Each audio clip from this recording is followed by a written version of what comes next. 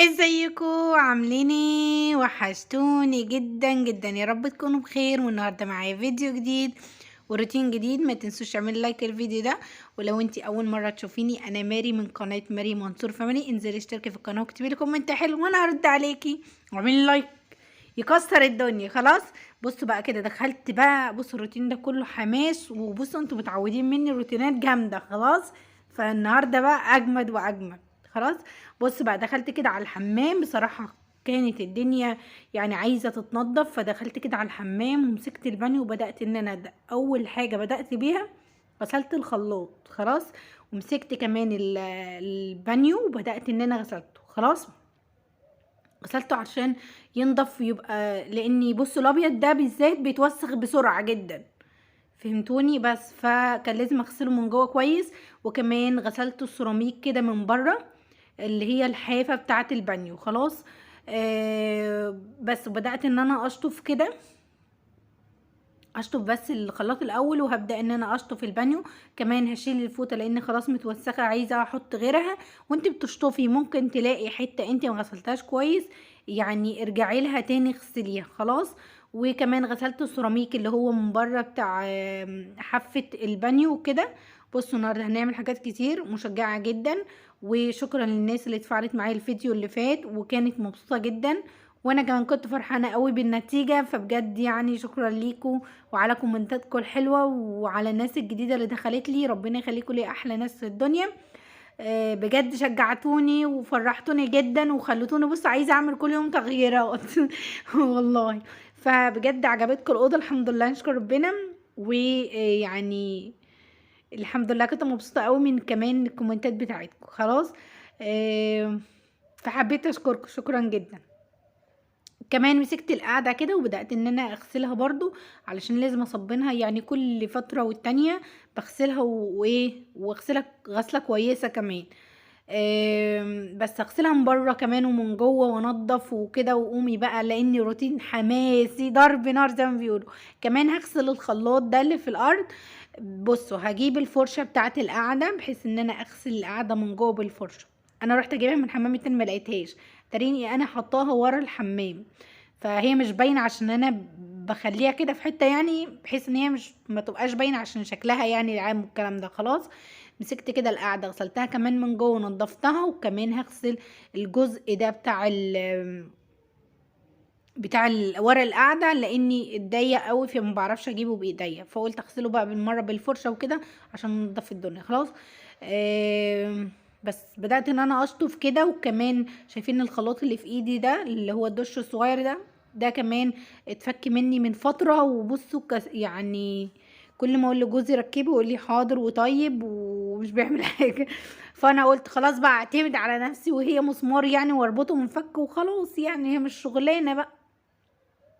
وبعدين مكانها اصلا يعني معمول بالشنيور مفتوح، فانا يعني مش هحتاج حاجه غير ان انا هغسله بس. خلاص، هربطه قصدي بس.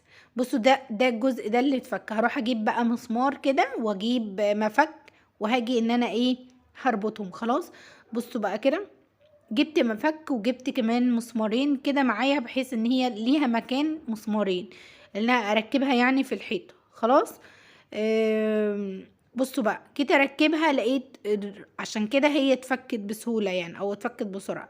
الراجل اللي حفر وعمل بالشنيور عامل المسمارين مختلفين، واحد فوق واحد تحت شويه، فاكيد كان رابطها بمسمار واحد زي ما انا عملت دلوقتي. جيت اربط المسمار ربطت على مسمار واحد، لان التاني فتحته بعيده قوي عن مكان المسمار الاصلي، فربطتها في مسمار واحد. وحاولت ان انا اضغط عليها جامد علشان تثبت في الحيطه. وفي نفس الوقت جيت اربط المسمار التاني، ما ربطتش معايا، ما جاش الفتحه قصاد الفتحه، لا لقيته مختلف يعني مكانها مش هو ده مكانها. حاولت كتير ان انا اربطها، طبعا سيراميك وانتوا عارفين مش المفك مش هجيب معايا اي حتى تكايه. حاولت كتير ان انا يعني كل ده بحاول ان انا اعملها، ما نفعش. رحت بقى ضغط على المسمار اللي فوق جامد. خلاص بقى كده وخلصتها. فرحت جدا لما انا اللي عملتها بايديا. كمان حسيت ان انا ياه، كل ده اصلا انا ركناها. واقول لي يعني ايه بكره يعملها لي، بعد يعملها، كل ما افتكرها او كل ما اشوفها اقول له اعملها لي يقول لي حاضر حاضر حاضر. طب ما طلعت سهله ايه، مصعبه الدنيا على نفسي ليه؟ فما تلاقي حاجه يعني اعتمدي على نفسك. شفتش الاعتماد على نفسك حلو. كمان خلصتها ومسكت كل اللي على المرايه دي وبدات ان انا اشيل الحاجات دي كلها. كمان لقيت برضو مسامير وحاجات كده غريبه مش عارفه حطيتها حتى في جيبي، خفت ايه يعني تضيع كده ولا كده، فقلت اهو بص بحطها في جيبي. مش عارفه هي بتاعت ايه بس شكلها ليها لازمه لان فيها حاجات صغننه كده وانا اول مره اشوفها على المرايه كده يعني. المهم مسكت الازاز بتاع المرايه وغسلته كده صبنته، وكمان غسلت كده ايه البتاع ده اسمه ايه، ستاند ده اللي بسند عليه الحاجه، والله ما فاكره اسمه ايه. ايوه الحته دي، فانا مسكتها كده شطفتها وكمان نشفتها. بص انا شلت المفارش كلها علشان نخلي الحمام كده من غير مفارش. بس حطيت كمان المنظم ده اللي حاطه فيه فرش الشعر والكلام ده. بص انا مستغلاه هنا كتير قوي، انا عارفه لان زي ما انتوا عارفين استعمال طبعا كل الحمام ده استعمال كل حاجه، فانا بحط حاجات كتيره قوي هنا. بس المهم لميت كل حاجه كده على جنب وفضيت الدنيا وروقتها، ومسكت كمان شايفين دي بتتعلق كده في الحيطه، تعلق فيها فرش السنان. خلاص هي كويسه جدا، بس انا جبت منها 4، حطيت 2 في الحمام ده وعلى اساس ان 2 في الحمام التاني هحطهم معاكم دلوقتي. بس انا كان بقالهم فتره عندي، انا لزقت 2 هنا، واحده فكت وقعت، مهما الزق هي بتفك وتقع معرفش ليه، والتانية ما شاء الله عليها مش بتقع خالص. فمش عارفه ايه الفكره يعني، ممكن تكون اللزق بتاعها ما كانش كويس، فمش عارفه. فالمهم يعني مخليها ايه واحده بس هنا، والتانية كل شويه اقول ان انا عايزه لها فكره يعني ان انا الزقها بحيث اني ما تفكش مني تاني، فمخليها يعني مؤقته. كمان هنا بص بدات ان انا الم الحاجه اللي في الحوض، في حاجات واقعه في الحوض بدات ان انا المها، وكمان هغسل الحوض كويس واصبنه كده واغسله، واغسل ايه الفتحه دي شايفينها، معرفش ايه لازمتها بس بغسلها. اه صحيح، حد يعرف ايه الفتحه دي لازمتها ايه في الحوض؟ والله العظيم ما اعرف لحد دلوقتي، ما اعرفش شكل ولا ايه لازمتها مش عارفه، ما علينا. بس المهم ايه شطفت الحوض كده وخلصته، بقى فاضله ايه الارض بقى. الارض دي بصوا عايزه تتغسل وتتنضف، وكمان الحمام التاني يتوسخ بصوا بطريقه رهيبه هوريهولكوا دلوقتي. كمان جبت المساحة ومسكت الارض كده ومسكت البتاعة دي الدش الصغير ده ومسكته بقى، وقعدت اغسل كده بالايه بالمساحة رايحة جاية عشان الارض تنضف معايا وتبقى نظيفة. خلاص كمان هنا حاطة ازازة قارورة مية كده يعني، فكانت زيادة عندي لان انتوا عارفين ان انا بحط تحت البار، فقلت احط واحدة صغننة هنا بحيث ان ايه تبقى قريبة يعني. لو يعني انا مليتها وخليتها هنا معرفش ليه، بس سبتها يعني لقيت مكانها كويس يعني. خلاص بدأت ان انا اشطف الارض كده بعد ما غسلتها كده. الحمام عندي ده طبعا بقى فل بقى، بجد بحب ريحة النظافة جدا، معرفش ببقى متضايقة جدا لما تكون الشقة مقلوبة او العيال قلبينها او ايا كان عايزة تنظف او تعبانة مش قادرة اقوم اعمل حاجة. خلاص مسحت كده ونشفت الارض، بس بص ناحيه البيبه عامله ازاي، الطينه كلها اتكومت ناحيه البيبه. خلاص بصوا بقى هنا مسكت بقى السلكه كده وبدات ان انا اغسل حوالين البيبه كويس جدا بحيث ان انا انضفه. كمان قفلت عليكم الباب سوري بقى، بس يعني ايه التنظيف اخدني بقى وما خدتش بالي ان ايه ان انا بصور اصلا نسيت نفسي. فمسكت بقى البيبه كده وبدات ان انا اغسلها، وهغسل كمان الغطا اللي على البيبه ده غسلته كويس، وابدا ان انا احط ميه واشد الميه دي كلها. بص الدنيا نطفت معايا بقت عامله ازاي، لان بص اصلا كل الوسخ بتاع الحمام بيجري على البيبه، فلازم انضفه كويس، وفي نفس الوقت لازم ايه البيبه تبقى يعني مبقاش عليها حاجات عشان ما تتسدش. خلاص هنا بقى مسكت المساحه كده وبدات ان انا الم كل الميه دي والميه كمان اللي ورا الباب علشان الدنيا تنضف معايا وتبقى زي الفل. وبعد كده هنسيب الحمام ده بقى ونروح للحمام التاني. خلاص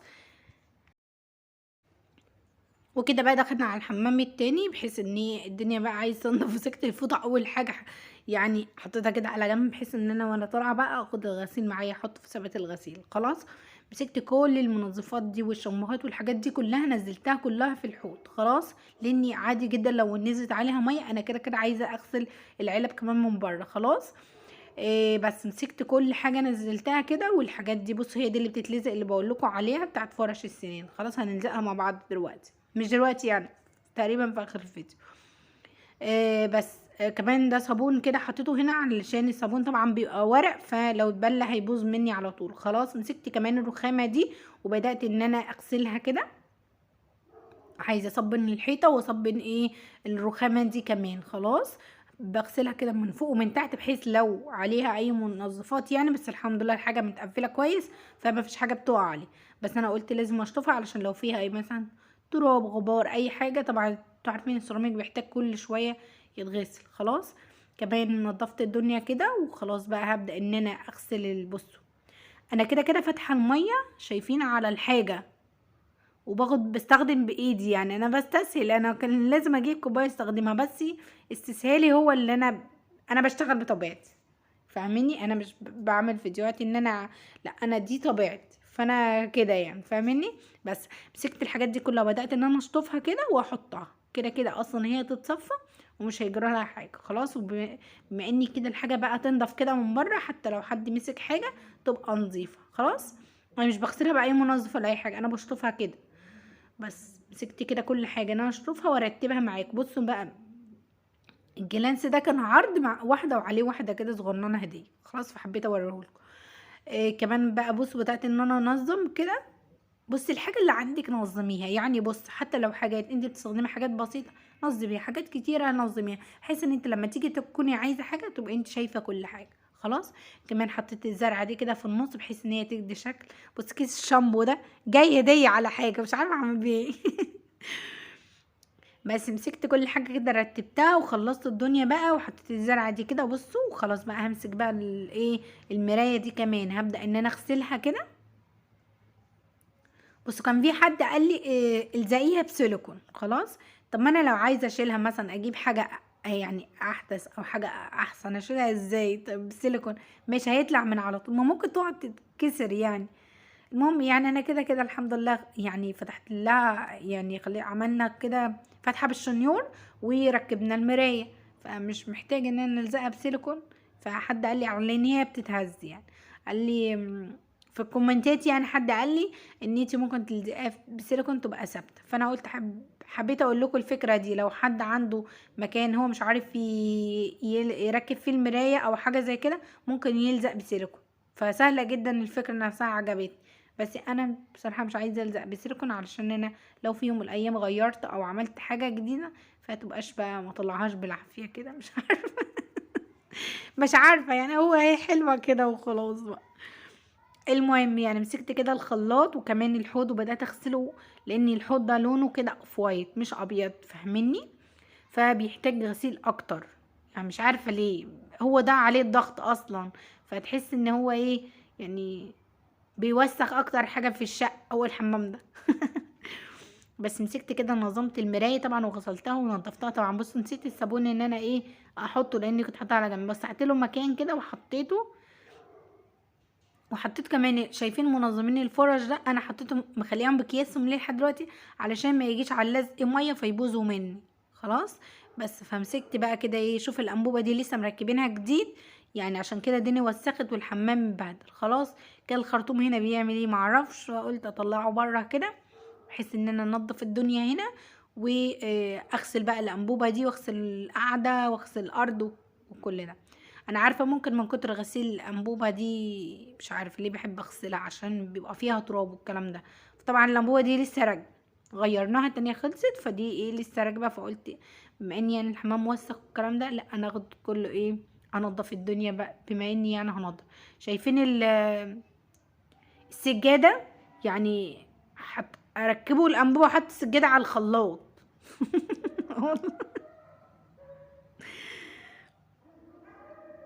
المهم نزلتها مع الخلاط وغسلت الخلاط كده وغسلت القعده ونضفت الدنيا وشطفت الانبوبه ومسكت القعده كده وهبدا ان انا اشطفها. بس الميه قويه اصلا يعني قربت تطيرني. كمان هشطف القعده كده بس لسه ما غسلتهاش من جوه، بس انا قلت اشطفها الاول بقى كده اغسلها بقى من جوه هنضيفها من جوه، بس انا قلت يعني لازم اتك عليها شويه عشان تبقى نضيفه اكتر. خلاص هروح اجيب كده الفرشه بتاعت القعده وهبدا ان انا اغسل القعده من جوه. بصوا كده امسك الصابونه واحط فين جوه كده وهبدا ان انا اغسلها. بصوا هتغسلي باي نوع منظف المهم تكون ايدك في الحاجه، ايدك في الحاجه بتفضل معاك نظيفه. خلاص يعني بتعملي في الحاجه بتبقى وسخه، بدل ما تجيبي منظفات قويه وحاجات لا، اي حاجه عندك ان شاء الله، لو حبه اريال بتوع غسيل انت عايزه تنضفي الدنيا هتنضف معاكي وتبقى زي الفل. ما بتكلمش ان انت ممكن تجيبي منظفات كل انواع المنظفات وتجربي، لا تجربي خلطات ومنظفات، علشان انت بتسيبي الحاجه كتير جدا فبتبوظ منك، فتيجي تنضفي مش بتنضف معاكي بكل سهوله، عشان كده بتجيبي منظفات قويه. فهمتيني؟ بس دي الفكره من وجهه نظري، يعني ان انت تنضفي حاجه حتى لو، يعني لو هتنضفي حتى لو باريال بتاع الغسيل او بصابون المواعين عادي هتنضفي، بس المهم ان الدنيا تبقى حواليك نظيفه وزي الفل. بص الارض متوسخه ازاي، من انا بغسل وبتاع فالدنيا خلاص بقى بقت معفنه خالص في الارض، فبدات ان انا شديت الميه بس الموسخه دي كده وغسلت جنب القعده وشطفتها، بحيث ان انا لما ارجع الانبوبه دي مكانها تبقى ورا القعده كده الانبوبه، يعني ورا الانبوبه كده الدنيا نظيفه. خلاص هلم كده الزباله دي، مسحت الارض كده لاني خلاص بقى عايزه اغسل السجاد ده. شايفين المشايات دي كلها بتاعه الحمامات، همسك المشايتين كده وهحطهم على الارض وابلهم ميه وهبدا ان انا اغسلهم. كمان جبت بتوع الحمام التانيين، وعلشان اسهل على نفسي اكتر يعني جبت الفرشه بتاعه ال الفرشه، قصدي المقشه بتاعه اللي بكنس بيها، وبليتهم ميه كده علشان كمان هغسل بيها. خلاص بس حطيت كده حبه صابون ومسكت بالفرشه اغسليهم، عايز تغسليهم بالفرشه براحتك خالص، عايز تغسليهم زي ما انا غسلتهم كده براحتك خالص. انا عشان بغسلهم كل فتره والتانيه فهم نضاف يعني مش محتاجين ايه يتغسلوا قوي يعني، بس انا قلت انضفهم بقى بما اني يعني لقيتهم مبلولين وعليهم تراب والكلام ده، فقلت لا لازم اغسلهم كويس واشطفهم. وبعدين هو مش هياخدوا حاجه وهينشفوا بسرعه عقبال ما الحمام يعني يبدا ينشف وكده، حتى لو بكره عادي ممكن افرشهم في الارض مش مشكله. خلاص بس مسكتهم كده غسلتهم، هما طراي قوي كده يعني، هما نوعهم كده مش ناشفين، هما طراي. فمسكت كمان المشايه دي الصغيره برضو كله بتوع الحمام، يعني انا هغسل بتوع الحمام كله.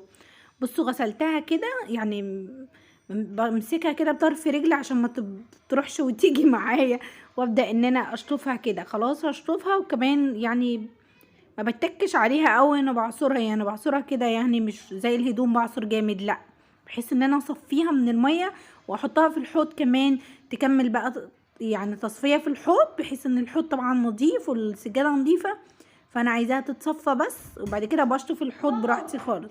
كمان مسكت السجاده دي كمان برضو غسلتها ونضفتها. فرشة وحرقت. مرة بيقول لكم الفرشة اتحرقت بس مسكت كده كمان السجادة، بصوا بشطفها زي هي اصلا طرية عاملة زي اكنك بتغسلي هدوم ماشي، بس مسكتها كده شطفتها كويس لاني طبعا مرغية والكلام ده، طبعا الحمام نادف الارضية بتاعته، فخلاص بقى ايه ان انا ايه خلاص بقى اغسل بقى دي وخلاص كده، وابدا ان انا اغسل الارض وانضفها وخلاص. بصوا بقى مسكتها، بصوا بمسكها ازاي هي نظيفه مفيش حاجه، امسكها بس بطرف رجلي كده بحيث ان ايه تفضلش رايحه جايه رايحه جايه، لان هي طريه اصلا. انت عايز تغسلي بقى بالفرشه الصغيره براحتك خالص اغسلي، بس انا يعني ايه حبيت اسهل عليك وعلى نفسي شويه. خلاص كمان لميت بص الصابون ده كله، بدات ان انا المه بالمقشه كده علشان لما اجي امسح يعني يبقى سهل عليا شويه، تبقى الصابون مشي يعني في البيبه وكده. خلاص شطفت كويس كده وحطيتهم كمان على على الحوض، وبدات ان انا اجيب الصابون ده كله واغسل الارض بالفرشه، بحيث ان ايه لو في حاجه لسه موصلتهاش الميه توصلها كمان. مسكت كده المساحه وبدات ان انا امسح الميه كلها كده، بس مسحت كده ورا الباب، وكمان مسحت المكان اللي هو الكابينة، وبدأت ان انا امسح كده.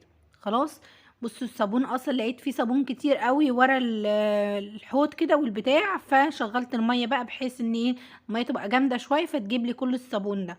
خلاص كمان برضو بدأت ان انا جنب القعدة كده، بص الصابون راح فين مني مع اني مسحته، بس طبعا عشان غسلت السجاد راح فيها صابون مش مشكلة يعني هيتمسح يعني مش هيجراله حاجة.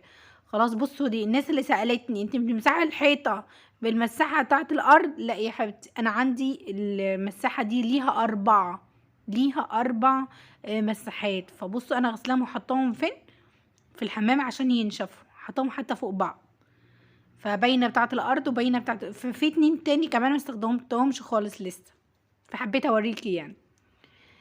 بس مسكت كده بص السجاد ده شايفينه، سبته لما اتصفى طبعا وراح انشره. رحت نشرته كده على المنشر وجبت فوطه حطيتها على على الفواط. طبعا نشرتهم وجيت قلت ايه، بصوا شايفين هما دول جايباهم لون ولون رصاصي وابيض، وبعد كده قلت ايه لا يعني احط رصاصي وابيض، لا في واحده تانية ابيض في الحمام التاني، فخلوا الرصاصي هتلاقيه على الحمام هناك لكن خليه هنا ابيض.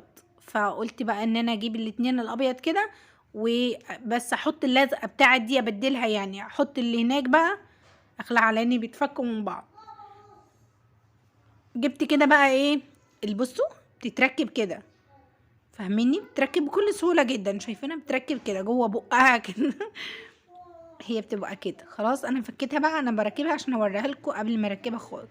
فانا فكرت ان انا احطهم هنا، واحده هنا واحده من هنا علشان نعلق فيها فرش السنان. خلاص بصوا ليها كده ورقه شفاف صغننه خالص وهي ابيض يعني مش باينه خالص.